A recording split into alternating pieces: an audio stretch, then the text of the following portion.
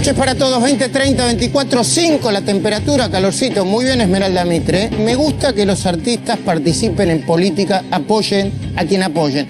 Y hablando de política, información de último momento. Efectivamente, como se preveía, ganó el oficialismo en Mendoza, ganó Rodolfo Suárez en Mendoza, es el gobernador electo y su adversaria, Fernández Sagasti, reconoció el triunfo. Vamos a ampliar la información. Esta información, más el entusiasmo que tiene, voy a decirlo con todas las letras, el presidente Macri por la marcha de ayer, les está dando una especie de ánimo extra. Voy a citar una fuente muy cercana al presidente. Lo de ayer pasó muy pocas veces en la historia. Tanta gente y sin colectivos, agrega la fuente. Hoy Mendoza, podemos darlo vuelta. ¿Puede Macri darlo vuelta? Es una pregunta hoy en el editorial. La segunda, ¿quién manda? ¿Alberto o Cristina? Mesa de lujo, mano a mano, en un ratito, con Patricia Bullrich. 2 informes, 3 informes explosivos. Pero déjame que te ponga este video en el aire. Para empezar con humor. Ayer Juan Acosta fue a la marcha de Barrancas de Belgrano y preparó un video exclusivo, divertido, para nosotros, para la cornisa. Mira. Hola Luis, ¿cómo te va? Hoy estuve en la fiesta de Barrancas. Yo sé que la gente de Cristina ya se está repartiendo los cargos, pero te quiero decir algo. Mauricio siempre pierde hasta que al final gana. ¿No es cierto, Mauricio? ¡Sí se puede!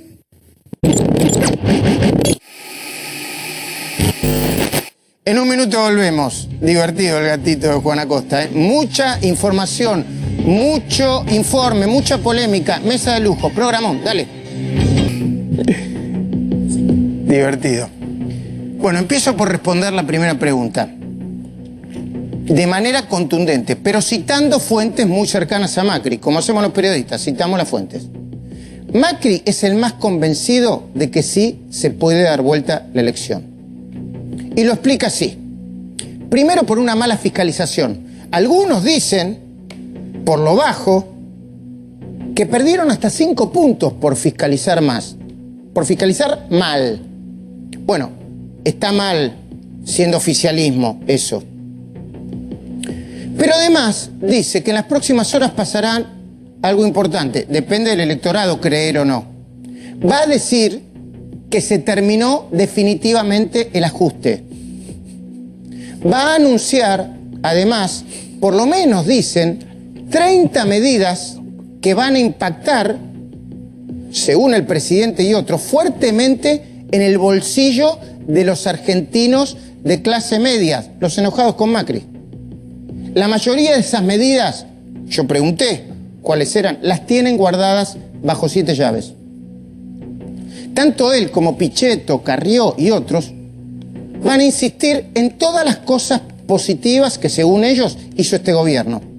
Por ejemplo, lo plantean así, desde la absoluta libertad de prensa hasta el impulso de las causas por corrupción, desde las obras públicas con pliegos abiertos en la web, como la contracara de las que cobró y no terminó Lázaro, hasta la ayuda a organizaciones sociales y gobernadores sin distinción partidaria. Dentro de un ratito va a venir Patricia Bullrich. Patricia Bullrich dijo, la ministra, palabra más, palabra menos, demasiado buenos estuvimos con las organizaciones sociales. Quizá haya querido decir, nos tomaron por tontos o terminamos siendo tontos porque tomaban la ayuda social, dice Patricia Bullrich, para hacer política. Acá está Daniel Arroyo, debe tener otra mirada. Macri y su gente consideran que la ayuda o el traspaso de fondos a los gobernadores y a las organizaciones sociales fue superior en términos absolutos al que distribuyó Cristina. Pero continúa la lectura del gobierno, no mía. Dicen que así lograría o se lograría, según Macri, lo que algunos llaman la hazaña, que podría ser recordada a lo largo de varias generaciones. Llegar a la segunda vuelta y finalmente ganar. ¿Y cómo hace las cuentas? Vamos a ver si en la mesa después podemos hacer las cuentas. Savoy ahí estaba con una calculadora mental. ¿De dónde sacaría Macri los votos? Bueno, primero, ampliando la base electoral al máximo con respecto a las últimas pasos. Me dijo, ¿cuánto? Pregunté yo. Y hasta un 15%. Pero digo, un 15% es como que vote casi el total de gente habilitada para votar. Eso sería un urnazo. Una epopeya. De nuevo, porque representaría casi la totalidad del padrón en condiciones de votar. Asistencia perfecta. Siguen sumando, siguen poniendo hipótesis. Obtendrían los votos logrando que entre el 80% de esos nuevos electores, 80, 75, se vuelquen a Juntos por el Cambio, mientras que menos del 10% lo haga por el Frente de Todos. Así, es una suma complicada, ¿eh? Y descontando que más de un 70% de los votos de Lavagna, Espert y Gómez Centurión se inclinarían por Macri, podrían superar, dicen en el gobierno, el 35% y hacer bajar a Alberto y Cristina a menos del 45% del total. Difícil. Tan entusiasmados están que citan los focus group del consultor Roberto Zapata. Allí aparece, según ellos, un porcentaje del 3% de los votantes que habrían elegido a Alberto y a Cristina para asustar a Macri, pero que ahora estarían asustados y arrepentidos. ¿Qué pensás vos? Mi conclusión a esta hora de la noche sobre esto, ¿es imposible? No, en la Argentina no digas que nada es imposible, ¿eh? Nada es imposible. ¿Es improbable? Y sí. Porque se tendrían que dar todas las variables juntas. Además, Alberto y Cristina deberían cometer gravísimos errores para perder los votos que necesita el oficialismo. Para ponerlo así, tendría que aparecer Macri, suponete, con una varita mágica, dando un aumento del más del 50% del salario para todo el mundo, y al mismo tiempo hacer que los voceros más extremistas de Cristina, como Zaffaroni, qué sé yo, Daddy Brieva, Marciota, Grabois, Delía, Horacio González y la misma Cristina, le terminen copando la parada discursiva, dialéctica a Alberto, generando una especie de pánico colectivo que provoque la huida del votante moderado que les hizo ganar las PASO al Frente de Todos y llegar al 50% de los votos. Cuidado, que acá Luis Tonelli, en el medio de la discusión que teníamos apasionante, decía, muchachos, acá las PASO las ganó el peronismo porque se juntó. Después discutamos todo lo que quieran. Bien planteado, bien, me gusta. Pero este razonamiento, el último, me dispara la segunda gran pregunta. ¿Quién va a mandar si gana el kirchnerismo? ¿Quién? Yo quiero ser muy sincero. Conozco a Alberto Fernández desde hace más de 30 años. Desde hace más de 30 años. Sáquenselo de la cabeza. No va a ser el perrito faldero de Cristina. Eso no va a suceder. Yo sé que no comulga con el kirchnerismo extremo y sus aliados. Esos que quieren colgarnos a los periodistas en una plaza pública. Todavía, Todavía. Esos que quieren meternos presos y no dejarnos caminar por las calles, como le dijeron a Marcelo Birmacher hace poco. Sé que Alberto no comparte los dichos de Cristina sobre controlar los márgenes de ganancias de las empresas, aunque es probable que imponga un fortísimo aumento a la alícuota del impuesto a los bienes personales, el impuesto al patrimonio, para enviar una señal a la base electoral que lo sostiene. Sé que a Alberto Fernández le parece delirante la propuesta de la economista Fernanda Vallejos sobre volver a darle la maquinita de la emisión. Pero también sé que le dijo a la mesa de enlace, Alberto Fernández, que si quieren un presupuesto equilibrado, el nuevo gobierno, si gana, va a tener que volver a recurrir al aumento de las retenciones a los productos del campo. Y también sé que su equipo no descarta cobrar algún impuesto extra a los que blanquearon sus bienes y tienen cuentas en el exterior. Lo sé, ¿por qué? Porque pregunto, soy periodista y me informo. También sé que Fernández no quiere reformar la Constitución. También sé que a Alberto Fernández le parecen delirantes los planteos de la CONADEP del periodismo. La reforma agraria, esa loca idea de la expropiación del segundo departamento. Tenés 2 departamentos, lo creo para tu hijo, qué sé yo, te laburaste toda la vida para eso y viene uno loco, ¿no? Pero al mismo tiempo, también sé que Alberto no le enmienda la plana ni a Zaffaroni públicamente, ¿no? Ni a la presidenta de Justicia Legítima, Cristina Camaño, ni a Marciota, que habló de la CONADEP de los periodistas, después se rectificó, ni a Grabois. ¿Y por qué? Porque está en modo aspiradora de votos para ganar la primera vuelta. También sé que Alberto está haciendo todo lo posible por cerrar la grieta. Yo no dudo de sus intenciones, pero mis dudas son: un acuerdo previo secreto que hizo Alberto a cambio de la candidatura que le entregó Cristina. No solo su indulto político, que ya lo está ejerciendo, sino en ese acuerdo habrá incluido traspasarle una enorme cuota de poder. Todo el mundo repite en el frente de todos que Cristina no tiene más ambición, que está tomada por la enfermedad de su hija, que eso la coloca a las puertas del retiro.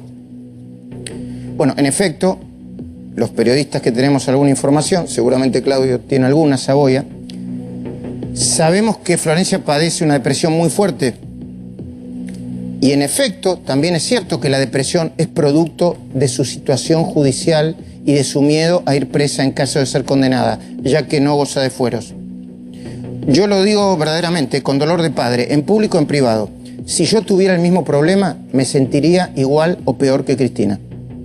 Pero también lo digo en honor a la verdad. No son los fiscales y los jueces, ni los periodistas, como dicen Cristina y también Alberto, los responsables de su enfermedad. Nosotros no incluimos a Florencia en el directorio de las empresas Otesur y Los Sauces. Nosotros no la juzgamos. Si me preguntan a mí como papá, ojalá que ella no termine pagando por las decisiones de sus padres. Aunque cuando le hicieron firmar ya era adulta. Ahora ensayemos una respuesta a la pregunta original, para después ir a la mesa y presentar los informes. Quizá Alberto no quiera, pero tal vez las circunstancias lo puedan convertir en un presidente condicionado. Una víctima de los seguidores de Cristina, que lo ven como un oportunista de derecha al que piensan en ponerles límites y marcarles la cancha, incluso antes de asumir. Hay decenas de tipos que piensan así. Yo los conozco, desde Horacio González, Horacio Berbisky, Víctor Hugo Morales, hasta Hugo Moyano, Grabois y otros. Están agazapados, esperando la oportunidad. Alberto tendrá, y yo creo que tiene buenas intenciones, pero nadie va a terminar de confiar en él hasta que dé una prueba de amor. Hasta saber quiénes serán los miembros de su gabinete. ¿Quién manejará la justicia? ¿Quién será el ministro? ¿Quién el de economía? ¿Quiénes manejarán los servicios de inteligencia? ¿Quiénes manejarán los medios? ¿Quiénes manejarán las grandes cajas que durante el kirchnerismo fueron sinónimo de corrupción? La incertidumbre y el miedo van a prevalecer hasta que no se desvele semejante misterio. Voy a hacer 2 preguntas. Luis Tonelli, buenas noches. Buenas noches. Supongamos que gana Alberto Fernández. Después vamos a discutir la posibilidad de que pueda darlo vuelta. ¿Quién manejará el gobierno hoy? ¿Quién manejaría ese gobierno? Mira, el presidente siempre tira la lapicera, Luis. Ahora, esta es una situación atípica porque el líder político del espacio, la que concita más votos, es Cristina Fernández de Kirchner. En la historia argentina, siempre que el poder estuvo en el banco de suplentes y el delegado en la presidencia y las cosas no anduvieron bien, saltaron fuegos artificiales. Después la seguimos. Claudio, ¿Cristina ya está indultada políticamente?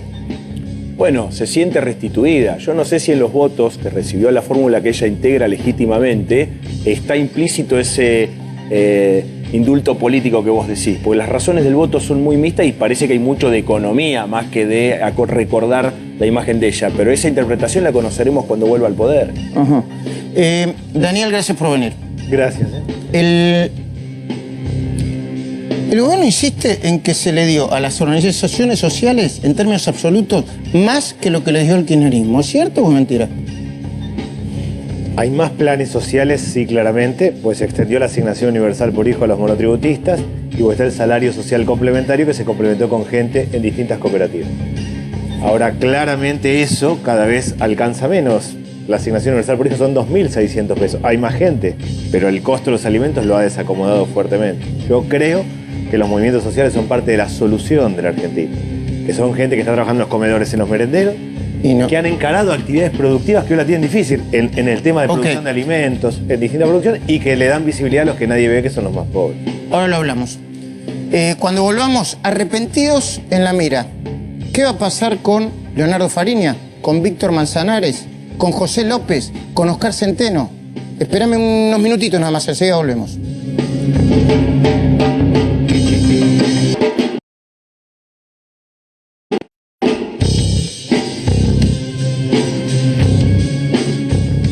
Bueno, contundente resultado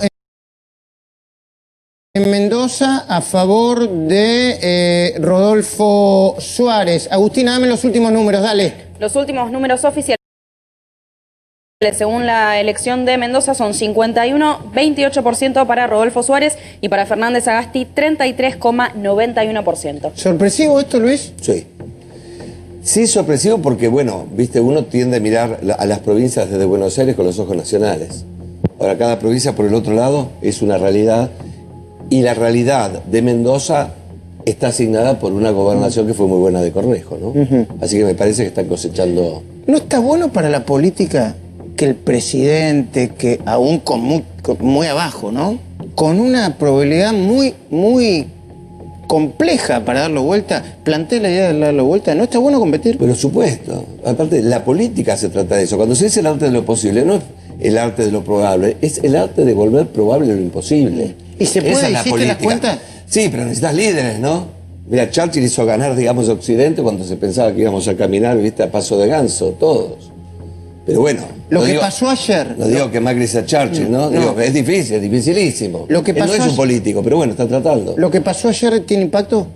Sí, claro que tiene impacto. Tiene impacto. Lo que pasa es que por el otro lado, en la Argentina, y esto lo discutíamos antes, los votos son bastante estables, ¿viste? Esto de pensar que hay un electorado ultra independiente, no.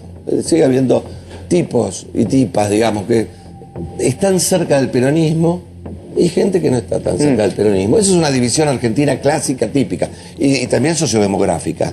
¿Viste? Clase media para arriba, votan los peronistas. El otro elemento muy importante que ahora vamos a plantear con el informe de Hugo Machiavelli, gracias. Es un estudio muy grande y yo tengo pocos años de televisión, me cuesta mirar la cámara. Tiene que ver con la justicia y cómo se va a parar el nuevo gobierno frente a la justicia, y lo vamos a hablar con Claudio Saboya. Pero, Daniel Arroyo, que lo empiecen a correr por izquierda, a Alberto o a lo que representa el Frente de Todos. Llamalo Grabois, llamalo Marciota, que se arrepintió después, llamalo... ¿No hace ruido en una elección? No, yo creo seriamente que vamos a un esquema donde primero hay que parar de caer, y yo lo veo a Alberto como el presidente de este tiempo, una persona de diálogo probado y de capacidad de gestión. Acá hay que mover el Estado. Fue jefe de gabinete de un periodo bueno de la Argentina. Acá hay que trabajar. Pero yo te preguntaba por el ruido. Puede haber distintas... Horacio González diciendo que Cristina tiene más voz.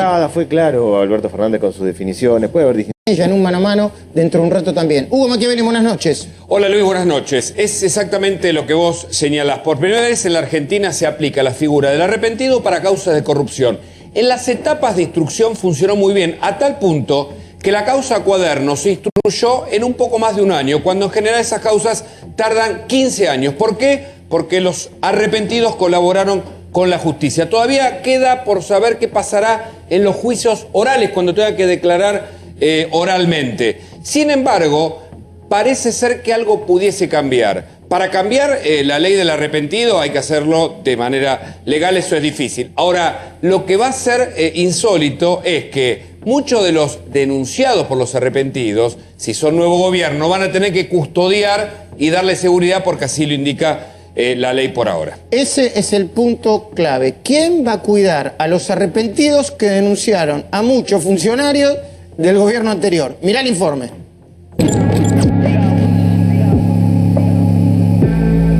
Solo en Cuadernos, recientemente enviada a juicio oral, hay 31 arrepentidos de 172 procesados por múltiples delitos contra el Estado por cientos de millones de dólares. Por primera vez en nuestra historia, se envía a juicio una causa con algo más de un año de instrucción. Según las fuentes judiciales, esto se debió en gran medida al rol de los arrepentidos, que colaboraron detallando las maniobras de las que fueron parte. El juez Bonadío, en su último dictamen, le dedicó un párrafo al contador Manzanares por su contribución en el decomiso de los inmuebles de la corrupción. El dinero venía en 2 valijas, normalmente, que eran transportadas por Daniel Muñoz en el avión presidencial, en el Tango 01, y otras veces en jet privados. Ingresaba con mi auto a la pista de aterrizaje, cargaba él mismo las valijas en el baúl, y de ahí salíamos del aeropuerto y viajábamos en un viaje muy corto hasta la casa de la mamá del doctor Kirchner, en la calle 25 de Mayo al 400, y él salía con 1 o 2, entre mochilas y bolsos, y entrábamos los dos. Yo tenía llaves tanto de la puerta de acceso como de un armario tipo una caja fuerte artesanal, y se depositaban ahí.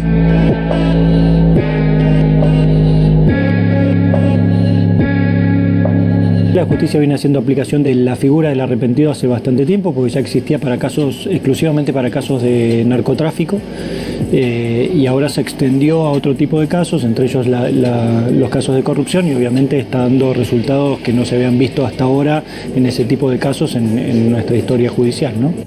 Algunos de los arrepentidos están dentro del programa de testigos protegidos e imputados colaboradores que depende del Ministerio de Justicia.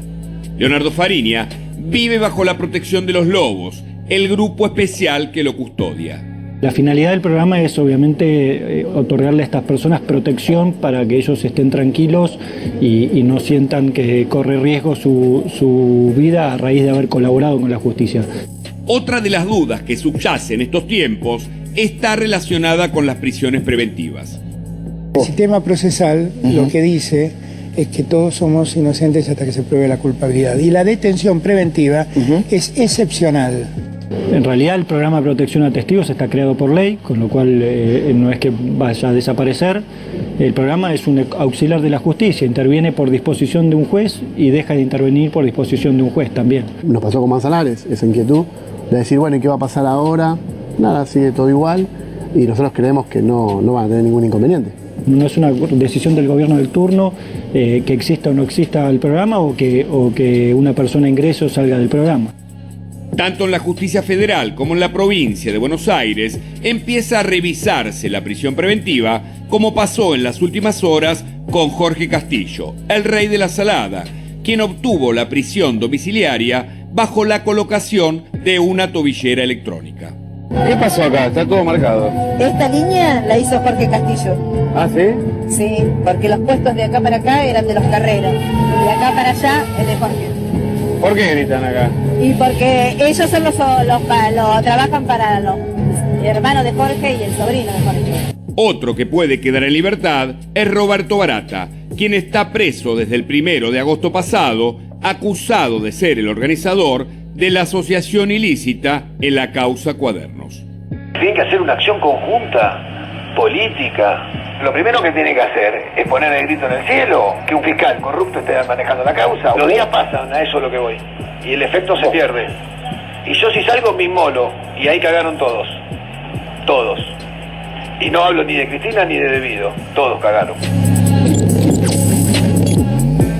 Impresionante el informe. ¿Qué era este último que escuchábamos, Hugo? Claro, esto es un audio judicial que forma parte de la denominada Operación PUF. Lo tiene allí a Barata, señalando que hay una actuación conjunta de quienes denunciaron en Dolores a varios de los afectados por la corrupción. Sin embargo, Barata pidió su excarcelación y podría obtenerlo. Depende de la Cámara Federal, un órgano en donde se están revisando además las prisiones preventivas, Luis.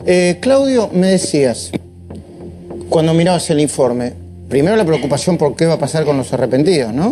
Y segundo, Castillo, ¿no? Decías, ¿qué hace Castillo ahora con pulsera electrónica? Bueno, recordemos, el rey de la Salada Jorge Castillo recibió a tiros en la casa, en la mansión que tenía en un country, a la policía cuando lo fue a detener después de una investigación muy larga y muy minuciosa que no contó con ningún vicio. La gente le tiene pánico en la sala. Todos los que hayamos alguna vez estado por ahí haciendo algún trabajo periodístico lo sabemos. Entonces, la verdad que la presencia de Castillo dando vueltas por afuera es grave para... Eso sí que es un riesgo evidente de la investigación. Vos me decís, ¿todos los casos son iguales? De ninguna manera. La prisión preventiva es una excepción, por supuesto. Esa excepción quiere decir que tiene que tener una justificación fuerte, por supuesto. ¿La tiene en algunos casos? Claro que la tiene. Entonces... ir de una punta a la otra en el péndulo argentino y encima que ese péndulo se mueva al ritmo de la política no le hace bien a nadie, creo yo, políticamente, sí. Empezando por Alberto Fernández. Es un buen punto para plantear ahora con la mesa. Ministra, gracias por venir. ¿Qué imagina usted que va a pasar con los arrepentidos? Yo sé que usted me va a decir que va a ganar el oficialismo. Estuvo ayer en la marcha, ¿no? Por supuesto. ¿Cómo estuvo la marcha? Muy bien, la verdad que muchísima gente, mucho entusiasmo, muchas ganas de muchísima gente de lograr un cambio, de generar un cambio en lo que fueron las PASO y mucha convicción de poder lograrlo. Muchísima gente que no había votado en las PASO, que no lo había sentido como algo importante. Ahora voy a volver a eso, ministra, pero sí. ¿Qué va a pasar con los arrepentidos en el caso de que cambie el gobierno, que gane Alberto Fernández y Cristina, y sigue, continúa el resultado de las PASO? No quiero opinar sobre una hipótesis de un futuro o no, sobre una elección que aún no pasó. Me parece que lo importante... ¿Pero están seguros? Mire, la verdad es que nosotros creemos que las causas judiciales son causas judiciales que tienen un principio y un fin en la justicia y que no puede haber una intervención por fuera de la justicia. Si hay una intervención por fuera de la justicia, se sale del Estado de Derecho. Eso es lo que pasa. Y eso es ponerse en un lugar que los argentinos creo que no queremos. Es decir, tiene que haber continuidad del Estado, dice usted. Ahora voy a hablar con usted, hubo mucho ruido alrededor de una nota que decía que usted, Laura Alonso, de Federici se iban a ir del país, pero después lo hablamos. Bueno. Se ríe. Después lo hablamos. Me acordé de la custodia de Bernie, después lo hablamos también. Espérame un segundito. Che, hay un video que mandó Cernadas, Segundo Cernadas, ¿no? Sobre la marcha de ayer, así nos da la excusa para seguir hablando de política en la mesa. ¿Lo tiene el video? Pónganlo, por favor. Desde Tigre nos fuimos juntando con todos los demás que iban llegando, eran miles de personas que sabemos que se puede mejorar en democracia, sin corrupción. Es la marcha de los argentinos que no nos resignamos. Sabemos que todo está muy difícil, muy complicado, pero no queremos volver al pasado. Queremos que al país lo conduzca gente honesta. Eso es lo que queremos. Te mando un gran abrazo. Bueno, ahí está. Hablando de la marcha. ¿Puede dar vuelta el resultado? Es como la tabla de posiciones, ¿viste? Para el ascenso. ¿Se puede salvar Gimnasia con nuestro Diego Maradona, nuestro ídolo del descenso? Matemáticamente puede. Ahora es muy difícil, se tendrían que dar un montón de cosas. Parte de este planteo, escuchamos en el video, tiene alguna lógica. Puede, así como la fortaleza estuvo en el peronismo unido, cosa que acá hablábamos con Luis, con mucha razón contaba él, también asocia gente que no tiene ninguna mácula respecto a dudas sobre su honestidad personal. Justamente estamos a uno por el que podemos poner la mano en el fuego todos, y es algo que no nos corresponde, pero que está bueno también hacer, porque los honestos no están en un lado y los corruptos del otro. Ahora, cuando vos te asociás y te juntás para ganar una elección por una razón política, valedera en la política, a veces uno tiene que marcarlo desde afuera y decir, pero mira, ahí sí estás volviendo a los protagonistas del pasado, pueden volver. ¿Y en qué lugares? Yo escuchaba tu planteo, ¿en qué lugares del Estado van a volver? ¿Con qué poder? Eso te quiero preguntar a vos, Luis, antes de ir al tema social con Daniel Arroyo, alguna cosa que creo interpretar que dijo Patricia Bullrich sobre el tema de las organizaciones sociales. El gabinete lo va a dar a conocer el 28. Sí, por supuesto. Digo, por supuesto. Está bien eso, ¿no? Digo, bueno, yo he revisado... es lógica política, no sé si está bien, digamos. Yo he revisado el mundo. ¿Sabés que no lo dan a conocer el gabinete nunca antes de... No, es lógica política. Lo bueno sería que los ciudadanos, viste, tengamos las cartas ya dadas vueltas sobre la mesa, pero viste cómo es esto. No, está bien. Pero ahora, por ejemplo, aún reconociendo la cintura política de Guado de Pedro, yo lo planteo, ponerlo a Guado de Pedro en el Ministerio de Justicia es una señal a favor de la grieta, para mí. Bueno, en el hipotético caso. Pero partamos del principio. Digamos, Cristina Fernández, al elegir a Alberto Fernández, está, digamos, desandando todo el camino en términos simbólicos, ¿no?, de sus presidencias de los últimos años. No, eligió a quien le había renunciado y se había ido, digamos, con un portazo del gobierno. Sí. En el 2009. Sí. ¿No es cierto? Sí, Daniel Ante la Arroyo dice lo mismo. radicalización del cosa que no decimos nosotros, sino decía Peletti. Sí. ¿Te acordás? Sí, Dijo sí. Peletti en un reportaje. Entonces digo... Es una señal. Bueno, ya es como rendir un homenaje al camino que había emprendido Cambiemos. ¿Por qué? Y porque Alberto Fernández no está en las antípodas del camino que inició Cambiemos. En el sentido de la moderación, pagarle al fondo. O tiene algo que ver lo que dice Alberto Fernández con lo que decía Máximo, Cristina. No.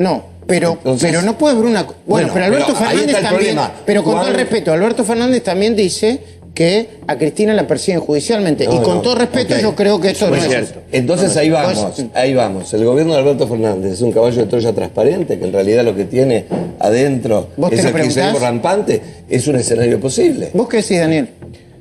Yo lo que digo es que acá la cosa está muy complicada y hay que empezar a trabajar entre todos, de verdad. Está bien, no querés hablar del tema. No es que no quiero hablar del tema. No, está bien. No, pero lo veo complicado de verdad en ese sentido. Hay un problema de hambre con los más pobres, los que hacen changa están totalmente trabados, están parados. Hay 300.000 personas que se quedan sin trabajo, los que tienen trabajo, las paritarias que van por debajo de la inflación, el docente que tiene 2 cargos en deuda, el fletero que labura todo el día se funde trabajando. Daniel, yo lo entiendo, pero me tiraste la pelota afuera sobre lo que yo te pregunté. No le digo. No hay un caballo de Troya adentro para vos. Claramente nosotros vamos a trabajar para reconstruir esto, que es una Argentina que está realmente muy complicada, objetivamente que está muy complicada. Y objetivamente, un problema de hambre es saltearse las comidas, eso no puede pasar, y son las cosas que hay que trabajar. Y no veo cómo puede haber tiempo para otras cosas cuando hay que laburar mucho eso. Ministra, le tengo que preguntar, ¿hay hambre en la Argentina? La verdad que quienes gobernaron 12 años en la Argentina haciendo los desastres que hicieron, que ahora hablen como hablan, la verdad que da vergüenza. Lo que dejaron en la Argentina, la situación que dejaron en la Argentina, lo que se robaron, lo que se llevaron, las mafias con las que conviven, que hablen así, da vergüenza. Da vergüenza. Nosotros hemos trabajado para generar cambios en la estructura corrupta y mafiosa que han dejado. Así que la verdad es que me parece que la Argentina no merece volver a los bolsos, a las coimas, a las mafias, a los sindicalistas que se roban todo. No merece eso, no merece. Y no merece que hablen todos aquellos que gobernaron durante 12 años haciendo de la Argentina un país sin libertad de prensa, sin libertad, con una justicia amainada. Es eso. Yo no les obliga, ministra, digo que en el caso de Daniel Arroyo, si es que está acá presente, no es el caso de Daniel Arroyo en ningún momento. Yo siempre pude hablar con él, no hubo ningún problema. No estoy defendiendo al resto, a una buena parte del kirchnerismo que Yo digo lo que el proyecto y todos los que hoy conforman el Frente de Todos, que están generando una acción de unir a todo lo que significó el kirchnerismo, sin ningún tipo de mirada autocrítica, sin ningún tipo de mirada diferente. Bueno, nosotros como Frente, como Juntos para el Cambio, hemos tenido que levantar 7 puntos de déficit que dejó el kirchnerismo. Hoy estamos por primera vez en la historia de la Argentina logrando un superávit. ¿Que ha habido problemas? Claro que ha habido problemas, pero la gobernabilidad en la Argentina está permanentemente acechada por lo que es esta lógica mafioso de la Argentina, permanentemente acechada. Desde el primer día acecharon esa gobernabilidad. Ahora vamos a hablar con usted. Hay un tema que es simbólico, que quizá no, cuyo impacto económico quizá no sea enorme, pero el impacto simbólico es importante. Tiene que ver con, bueno, Kachanowski la llamó las pymes del Senado, ¿no? Le dijo a... creo que Kachanowski, más allá de que uno puede pensar o no como él, yo la mayoría de las cosas no pienso como él, se lo dijo a los senadores de todos los colores, a Pino Solana, creo que también a Iglesias, a los senadores de todos los colores. Y nosotros fuimos más allá. ¿Qué hicimos, Javier Hermoso? Buenas noches. ¿Qué haces, Luis? ¿Cómo estás? Buenas noches. Empezamos a buscar, senador por senador, qué cantidad de empleados o asesores, ya sea planta permanente o transitorio, tenían, y si equivalía o daba la pena tener esa cantidad de empleados para la labor que venían o que vienen desarrollando en la Cámara de Senadores. Por ejemplo, vamos a ir a datos puntualmente. Hay 72 senadores en total, con 1.581 asesores en planta permanente, de planta permanente y de planta transitoria. Parece mucho, ¿no? Un número importante. Además, hay empleados en 24 bloques, 27 comisiones, 30 direcciones, 18 direcciones generales, 2 departamentos, 5 subdirecciones, 2 secretarías, presidencia, presidencia provisional y vicepresidencia. En total conforman 5.752 empleados. Número importante. Vamos a ir a casos puntuales. Algunos ejemplos. Casos puntuales, exactamente. Gerardo Montenegro, del Frente...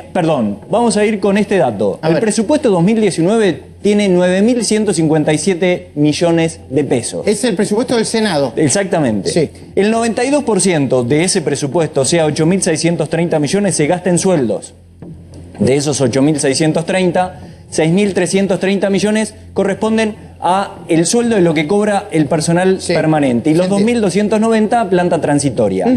Cada senador tiene o recibe 7.338 módulos, que cada módulo son 140 pesos. Los módulos son unidad administrativa. Eso lo va a transformar en dinero. Cada senador recibe por mes a razón de 1 millón de pesos por mes, que multiplicado por los 72 senadores... A ver, eso me queda una duda. A ver. A cada senador le dan 1 millón de pesos para que... contratar personal transitorio. Yo no digo que esté bien o esté mal, habrá que hacer la comparación con otros países. Es mucha plata. Hay pymes que no tienen. Es muchísima plata, ¿no? Yo no quiero ser antipolítico, Luis. Yo sé que vos venís del radicalismo, defendés la política, pero es raro, ¿no? La política es costosa en todas partes del mundo. Ahora, por ejemplo, uno podría pensar, si se necesita una apoyatura profesional, crear, por ejemplo, como el Congreso de los Estados Unidos, que tiene el Wilson Center. ¿Qué es el Wilson Center? Tiene todos los especialistas ahí, se les paga y lo usan todos. Exactamente. Y ahora, tenemos que decidir cómo bancamos también la política. Sí, claro. ¿No? Y hacerla transparente, porque si no... Viste, la política es el mercurio. Si vos le cerrás un canal, que es el blanco, va por el negro. Y algún resultado, ¿no? También. Porque si no hay un vínculo entre estos números y el resultado en la calidad de la ley, lo que genera. Mientras escuchamos lo que dice Daniel, la gente tiene hambre y tenemos Pero no quería interrumpir a Javier. Perdón, dale, Javier, seguí. 72 millones de pesos mensuales. Esto da cuenta que cada senador, en total, los 72 senadores reciben 864 millones de pesos. Ahora vamos a pasar a lo que tiene que ver con cada uno de los senadores o senadores donde nosotros estuvimos encontrando algunos datos puntuales. Por ejemplo, el senador Gerardo Montenegro del Frente Popular de Santiago del Estero tiene 43 empleados, 14 en planta permanente y 29 en planta transitoria. Es mucho. Perdón, y gasta yo no lo conozco al senador, pues es un senador bárbaro, qué sé yo, produce un montón de leyes, defiende, no sé. A ver. Y gasta más de 1 millón de pesos por mes en planta transitoria. Por ejemplo, Montenegro tiene, de los 29 empleados en planta transitoria, tiene un empleado en categoría A que gana alrededor de 108.000 pesos y a eso hay que sumarle la antigüedad del título y la permanencia por cargo. Por ejemplo, tiene en la categoría 3, que cobra alrededor de 44.600 pesos, tiene 3 empleados, que da razón de 134.000. En la categoría 12, tiene 12 empleados que tienen un sueldo de 22.500 cada uno. Eso da razón de 270.000. Sumado todo esto... Quizá alguno puede decir que los sueldos son bajos, ¿no? Son con la devaluación que hubo, etcétera, etcétera. Igual es un montón de plata. Es mucha plata. Es muchísima plata. Esto da razón de 1.064.000 pesos por mes. Pero vamos a una perlita del senador Montenegro, que tiene que ver con que de las últimas 30 sesiones, contando 2018, 21 sesiones en el 2018 y solamente 9 en el 2019, faltó a 11. De las 30 sesiones que hubo, faltó a 11. Y rescatamos un proyecto de ley de los que impulsó. Es el 1944/19, que declara de interés la 17ª Marcha de los Bombos que se hizo en su provincia en julio de este año. Ahora, alguno se preguntaría dentro, si está viniendo desde Santiago del Estero, ¿por qué te la agarrás, entre comillas, con Montenegro? ¿Por qué? Porque llama la atención la cantidad de empleados, la cantidad, y aparte, fundamentalmente, porque de las últimas 30 sesiones faltó algo y presentó 11. lo que presentó. Y aparte, ahora, el proyecto presentado... una pregunta, esto es información oficial. Obviamente. Suministrada por el Senado. Sí, señor. ¿Hay más información? Hay mucha más información. Dale. Vamos a ir con otro senador, que tiene que ver con Adolfo Rodríguez A., expresidente de la Nación durante algunos días del Frente de Unidad Justicialista de San Luis. Se licenció este año por 3 meses, producto de la campaña gobernador. ¿Licencia? Pero con goce de sueldo. ¿Cómo? 3 meses con goce de sueldo de licencia. Aportado por la Cámara, ¿eh? La Cámara votó y dijo con goce de sueldo. Desde el 21 de marzo al 17 de junio. Yo no quiero ser antipolítica, pero las señales que envían, iba a decir muchachos, las señales que envían señores senadores, señores legisladores, dale, por favor. Pero a su vez, Rodríguez A. no tiene proyectos presentados en lo que va de este año. Y claro, si tuvo 3 meses de licencia, ¿qué proyecto? Y tiene 40 para que lo ayuden. Y tiene 40 asesores, de los cuales 14 hay en planta permanente y 26 en planta transitoria. Los 26 en planta transitoria equivalen aproximadamente a $1 millón de pesos por mes. Bueno, ya dimos un ejemplo de un legislador en Santiago del Estero, un senador, ahora un legislador de Frente de Unidad Justicia de San Luis.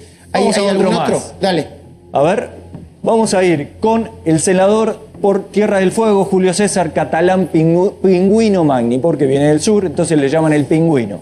37 asesores, 18 en forma permanente, 19 transitoria. Cobran 1.375.000 pesos por mes. Acá supera lo que recibe por mes.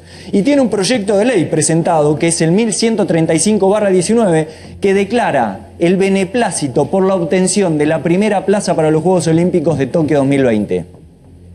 Entre uno de los proyectos en los que trabajó. Vi muchos peronistas del Frente de Todo. ¿Hay alguien de Juntos por el Cambio? ¿Cambiemos? Hay de todo tipo. Dale, presentámelo. Dale. Vamos con uno más.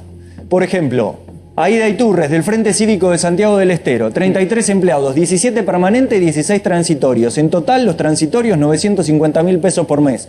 El proyecto 424/19 dice que pide que se adhiera al Día Forestal Mundial que se celebró el pasado 21 de marzo, entre algunos de los proyectos en los que trabajó la senadora Vos te Ana matás de risa Iturres. para no llorar, ¿no?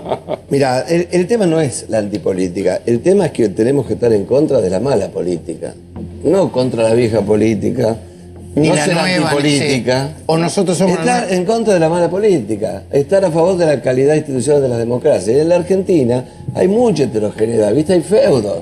Hay sultanatos australes y hay sultanatos, viste, boreales en la Argentina, ¿no? Digo, no se condice esto. Y bueno, y todo tiene que ver con las diferencias de desarrollo. Digo, el tema, ¿no?, de Daniel, digamos. Hay desarrollo, de heterogeneidad absoluta. Daniel Arroyo siempre habla de plantear la idea del plan ensamble, ofrecer empleo formal y legítimo. A veces esto es empleo público, en este y en otros casos. Bueno, hay una encuesta, Daniel Arroyo, se lo digo a todos, que yo vi del año pasado de la Universidad Austral.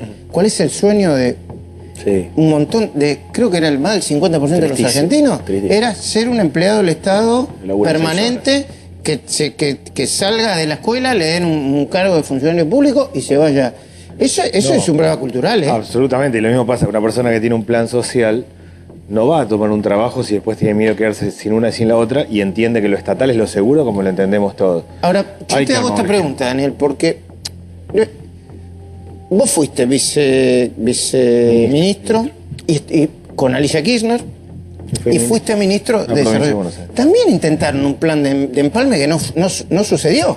Yo hice dos cosas. Cuando fui viceministro armamos todo el tema de crédito, microcrédito, lo que era el plan Manos a la Obra, que es lo que creo que hay que hacer hoy. Un gran esquema de crédito no bancario, porque hoy todo el mundo está endeudado al 200% de interés anual en la financiera de esquí.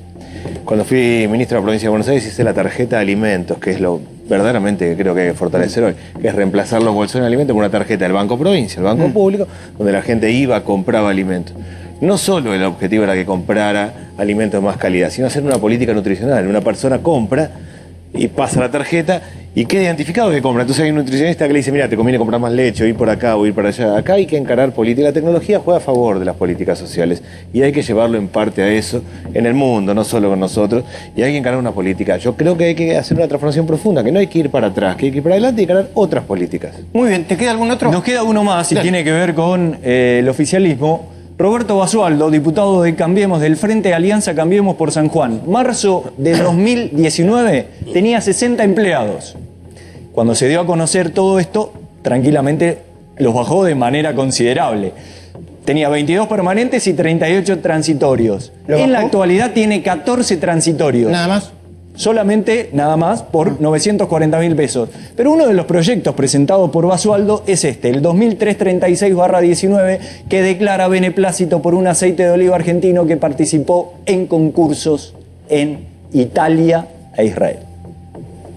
Te reís, Luis. No sé si te Es que reís. son jeques árabes. De 60 que tenía a principio de año, se dio a conocer la noticia y bajó a 14. ¿Por qué sí que son jeques? Porque hay gente que trabaja para una persona. O sea, una un sola jeque persona. árabe tiene lo que vemos, Hay toda el una séquito. discusión, ¿no? Una Digo, persona en trabaja para representación de una provincia. Sí, bueno, ¿y qué hace esa persona que representa a la provincia que a su vez tiene 40, 50, 30? No puede ser en este país. Cuando no los tienen, el Parlamento Europeo no tiene esta planta. Por ejemplo, un caso que conozco yo. Entonces me parece que suena más a que el Estado... El Parlamento español administra mejor la economía de su Parlamento, ¿no? Por lo menos con Es que una muchas preguntas, racionalidad, ¿no? ¿viste? Muchas preguntas nosotros las dirigimos directamente a la persona. Pero hay un esquema, ¿no? Y el esquema es que, siendo provincias tan pobres muchas veces, lo único que tienen son los senadores que levantan la mano para poder, ¿viste?, gozar de favores que se mandan desde la Casa Rosada. Es cierto. Pero entonces por eso tenemos que pensar el desarrollo. Ahora, si estamos de crisis en crisis, que es este país, ¿no? Porque esto no es la primera vez que tenemos una crisis de esto, que hace que todo lo demás, ¿viste?, quede como en segundo plano. Y eso es lo tremendo. Porque lo segundo tendría que ser el primer plano. Claro que sí. ¿Me dejan que me tome un brevísimo respiro? Hoy, bueno, Jorge Lanata no va a hacer su programa porque sigue convaleciente, con dolor. Primero le mandamos un abrazo grande de acá, es un amigo, lo queremos, le decimos que se cuide. Yo le escribí por mi cuenta de Twitter que le íbamos a hacer un pequeño regalito audiovisual. Nosotros en A24 hacemos un programa exquisito, exquisito, que se llama Cuestionario Acervo. Tiene el trabajo, el perfume de dos grandes directores que son Mariano Con y Gastón Duprat, lo hace Sofía Condiciani, y es un programa, es una especie de joyita de la televisión.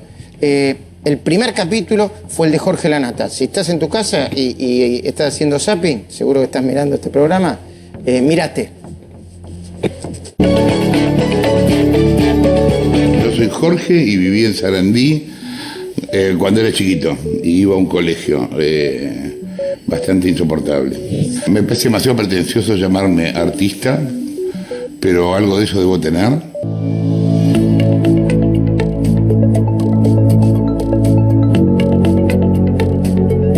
La calle para mí es muy amable, es como que todos fueran mis primos, es una cosa rara. Tipos que fuman me dicen a mí así, no fumes más. ¿Y vos?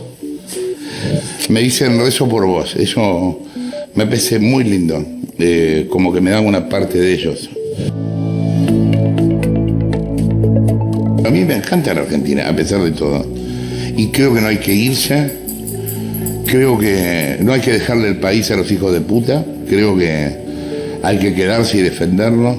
No me gusta cuando alguien va a otro país y toma la nacionalidad. Parece loco eso, ¿no? Porque es re común. Pero yo lo siento en algún lugar como una tradición. Yo no quiero ser otra cosa, no quiero ser inglés, no quiero ser francés, no quiero ser italiano, quiero ser argentino. Soy argentino, nací acá. Cuestionario Acervo, patrimonio del pensamiento, ideas, reflexiones y certezas de grandes personalidades argentinas. Estamos hablando de gente grosa, grande. Poneme un poquitito de del cuestionario acervo de Luis Brandoni. ¿Sí? Dale. Sí, 60 años de profesión. Me fue bien la profesión, a veces mal. A veces he tenido que irme del país, amenazado. Volví rápidamente, lo más rápido que pude. De modo que, por supuesto, me identifican como actor. Esto es obvio. Es la respuesta más certera que tengo. Lo que no me gusta nada es hacer trámites. Detesto hacer trámites. Me pone nervioso, me angustia, me pone de mal humor.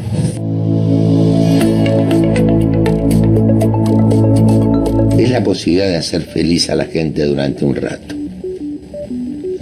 Yo creo que ese es el verdadero rol que juega un actor en una sociedad.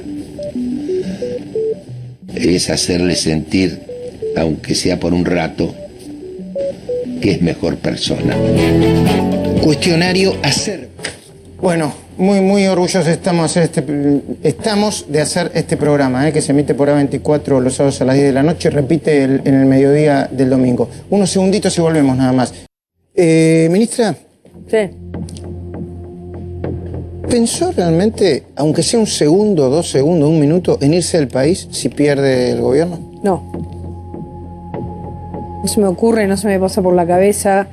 Eso que acaba de decir la Nata, yo lo pensé siempre. ¿Qué cosa? No. Nunca en la vida se me ocurrió sacar otra nacionalidad. No me gusta nada cuando los argentinos dicen tengo pasaporte español, italiano, polaco o francés. No, a mí me parece que es muy importante que los argentinos seamos y nos sintamos argentinos. Por supuesto que como... Pero esa versión de que tenía miedo que le sacaran la custodia... No tengo ni idea de dónde salió. Yo no lo hablé con el mismo periodista, con Walter, que es una persona que conozco hace tiempo, es serio, muy serio. Él me dice que le dieron esa información. Yo la verdad es que nunca en la vida se me cruzó por la cabeza eso. No sé dónde lo sacó. Bien me enteré. Pero ahora yo pienso en términos objetivos. Usted investiga y su ministerio muchos casos de narcotráfico. ¿Y si se vengan, y si alguien decide vengarse a usted? Mire, en primer lugar, nosotros le estamos peleando y la vamos a pelear de acá hasta el último día. En segundo lugar, yo creo que la protección que puede tener alguien como yo, que trabajo en el Ministerio de Seguridad, que voy contra las mafias, no es por una custodia. La protección es por las cosas buenas que uno hace. Yo recibo amenazas de barras bravas, amenazas de narcotraficantes. Sí, ¿qué tipo de amenazas, ministra? Bueno, no sé, antes de ayer llegó al ministerio una amenaza de los barras bravas, de la barra de Centenario, que nos van a matar a todos. Perdón mi ignorancia, ¿quién es la barra? No sé, una de los de River. Ah. Como que están como animados, ¿no? Y permanentemente, pero bueno, creo que la mejor protección que puede tener alguien como nuestro gobierno, tanto Mauricio, que es quien ha dado la instrucción de ir contra el narcotráfico, que fue uno de sus ejes de campaña y uno de nuestros ejes de gobierno, es la protección de la gente. Es decir, por supuesto que puede haber gente que piense distinto. Ahora, yo creo que en la Argentina tenemos que aprender a convivir en ese sentido, ¿no? Yo tengo mala información, o el ministro de Seguridad, no sé si era ministro en ese momento o secretario Berni, pidió y obtuvo custodia de parte del gobierno de Macri. Sí, cuando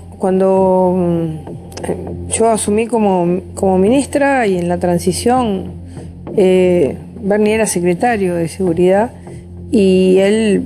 Había investigado a los monos, ¿no? Claro, él del 2013 al 2014, 2015 había tenido una investigación seria en Rosario con los monos y...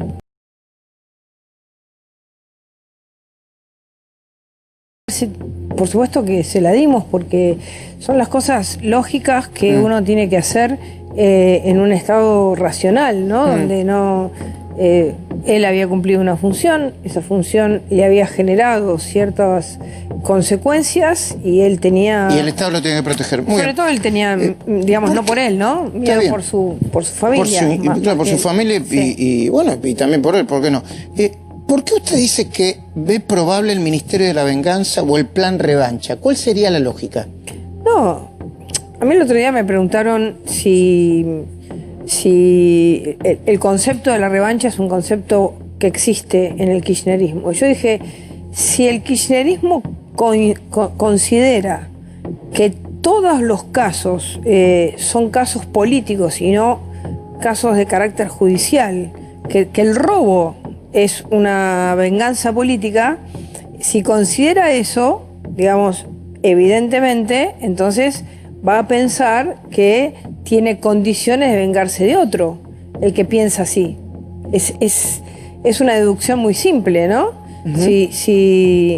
Si de alguna manera uno piensa que las cosas no fueron por hechos concretos que se vieron de corrupción concreta, sino porque se vengaron de un determinado, digamos, sistema político, de las personas que trabajaron en ese sistema político, bueno, usted lo puede ver. Hay muchísima gente que trabajó en el kirchnerismo que no tiene causas judiciales. Y sin embargo también fueron ministros y demás. Entonces no es un tema de haber juzgado al kirchnerismo. Eso es, digamos, eso es ahora, el kirchnerismo cree que eso es así. Entonces ellos pueden querer pensar hacer lo contrario. Ahora le voy a preguntar enseguida. Igual me parece que son discusiones que no hay que darlas así en el sentido de que la elección es el 27 de octubre. Está bien. Acabamos de tener una elección muy importante y quiero felicitar a Suárez en Mendoza, a Cornejo, a todo el equipo. Me disculpo un segundito. Agustina, ¿cuánto te da la diferencia en este momento de Suárez sobre Anabel Fernández Sagasti en Mendoza? Los números oficiales a esta hora son 51,04 para Rodolfo Suárez y para la candidata opositora Fernández Sagasti 34,03%. Repetime, por favor. 51,04 contra el 34% de Fernández Sagasti. Es una diferencia importante, ¿no? Ministra, Claudio, te quería preguntar, ¿cómo ves la situación de Cristina Fernández de Kirchner? Candidata a vicepresidente con altas probabilidades de ganar y con 13 procesamientos, 5 pedidos de prisiones preventivas y creo que 4 o 5 pedidos de desafuero. La situación objetiva, ¿cómo la ves? Claudio. Mira, la situación de ella la veo. En la justicia está muy complicada porque los juicios ya comenzaron. El juicio más importante que tiene, el que más le preocupa, es el juicio unificado por lavado entre Otesur y los Sauces. Ese juicio no va a comenzar. Eso es lo más terrible. No va a comenzar. Ya te lo puedo decir. Las causas, ¿sabes dónde está el material que se necesita para el juicio? En el edificio de enfrente de Comodoro Pi. Sí. Ese edificio es el edificio de la Armada. Para trasladarlo y cruzar la calle, la avenida Comodoro Pi, hace falta que intervenga el Consejo de la Magistratura. Ahí te das una idea cómo van a demorar las cosas. Muy bien. ¿Qué pasó en Ezeiza? ¿Cuántos kilos de coca? Hugo Machiavelli me decía que estaba revisando que eran 254 kilos, ¿no? Sí. Un segundito más. ¿Tenés alguna precisión? Así yo converso con la ministra, Hugo, sobre ese tema. Sí, un trabajo que se hizo para demostrar que hay siempre cierta complicidad, en este caso de 3 oficiales de la Policía de Seguridad Aeroportuaria. Y el otro aspecto, cómo reclutan a las mulas, personas sin trabajo, a las que utilizaban para llevar la droga a España. ¿Me cuenta un poco, ministra? Porque yo la verdad que estuve unas horas afuera y cuando leía decía, fue un impacto internacional, ¿eh? Sí. Salió en los diarios de España, de Estados Unidos, bueno, obviamente Latinoamérica. Bueno, el primer tema importante es que desde que nosotros estamos en el gobierno no ha habido un solo cargamento que llegó desde puertos o aeropuertos argentinos a ningún lugar de Europa. Esto lo hablé la semana pasada con la directora de Europol, con lo cual la Argentina está realmente en estos casos, es decir, descubre la droga y la droga no sale. En este caso es una investigación de 3 meses de la Policía de Seguridad Aeroportuaria conjuntamente con el doctor Pablo Villadarola de Penal Económico, que a través de una serie de informaciones se logró comenzar a ver cómo estaba funcionando una organización, que a la vez es una organización que habíamos tenido una operación importante con la Policía Federal Argentina. Ahora, le pregunto, ¿estaban entongados lo de la Policía Aeroportuaria? Hay, digamos, a ver, yo desde el primer momento que conozco de esta investigación, le dije al director de la Policía de Seguridad Aeroportuaria, el doctor Alejandro Iskovich Griot, mira para adentro, porque ¿Mirá para adentro? Y sí, claro, porque es imposible que uno vea las valijas que salen con la droga así y pasen si no es porque hay algún tipo de complicidad.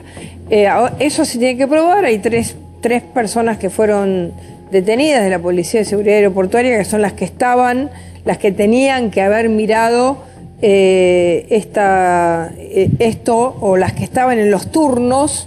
Y entonces ahí se están investigando. Digamos, desde mi punto de vista, algo tan burdo de 10 valijas o mochilas que salen con la droga sin ni siquiera ser embutida, tapada, escondida, es porque puede haber complicidad acá y puede haber complicidad también en Barajas, en los dos lados.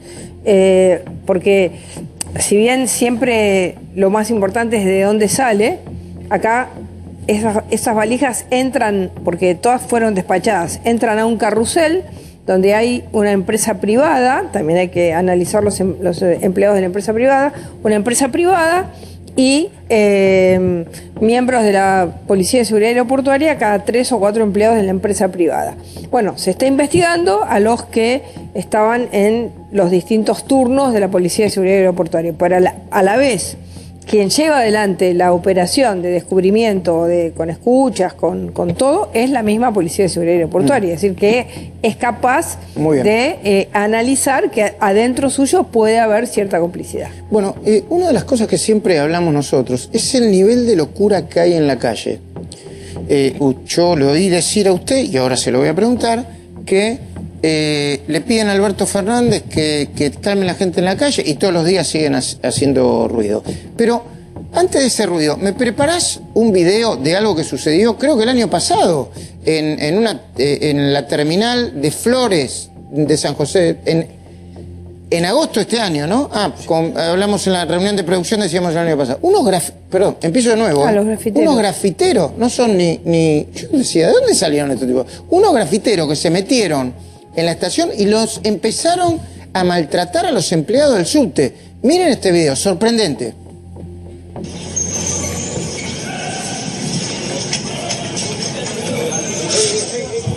Contámelo un poco, Hugo. Dale, ahí entran estos grafiteros que van a agredir directamente al lugar donde están trabajando los empleados del subte.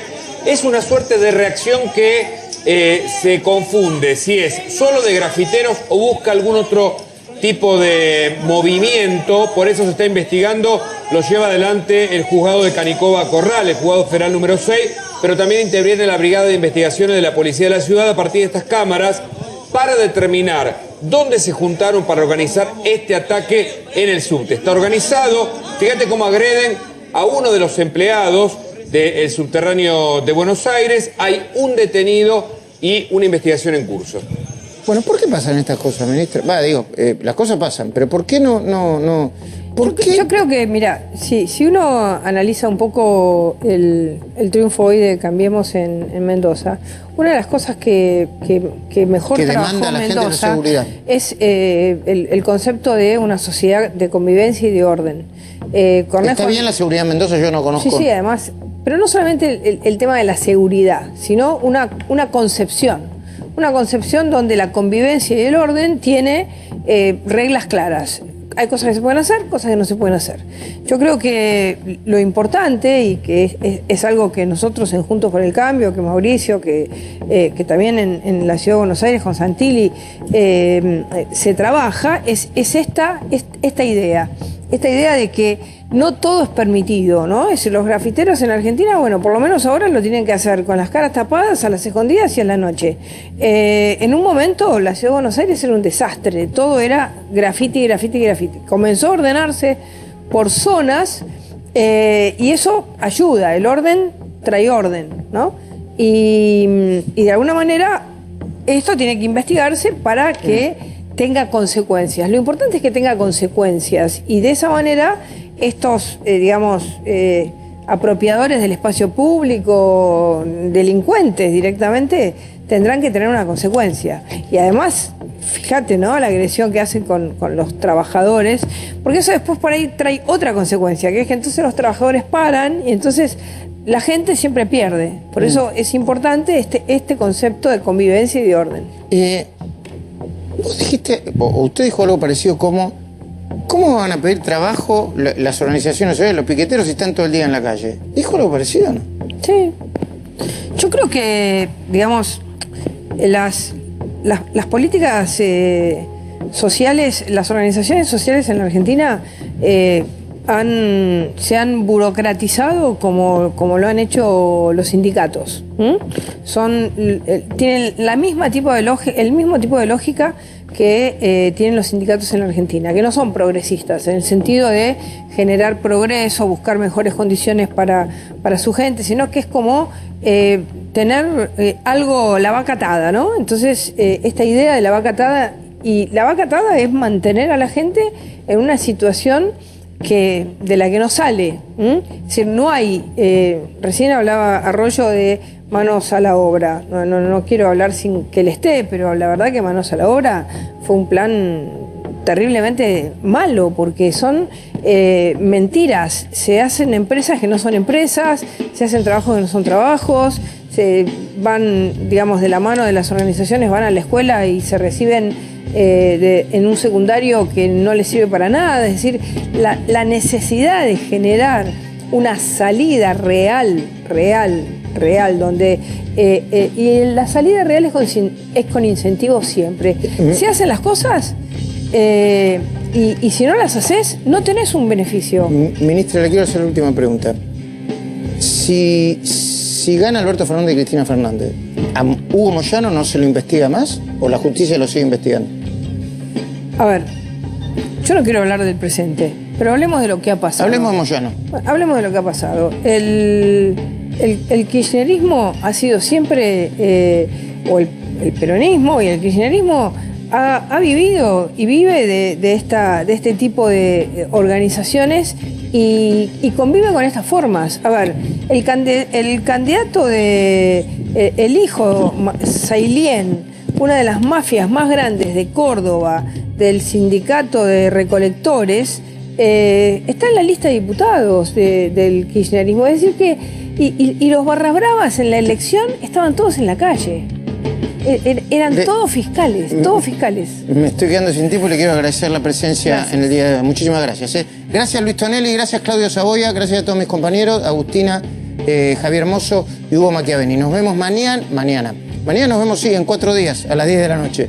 Y el domingo, en vivo, 20:30, como siempre, en La Cornisa. Chao.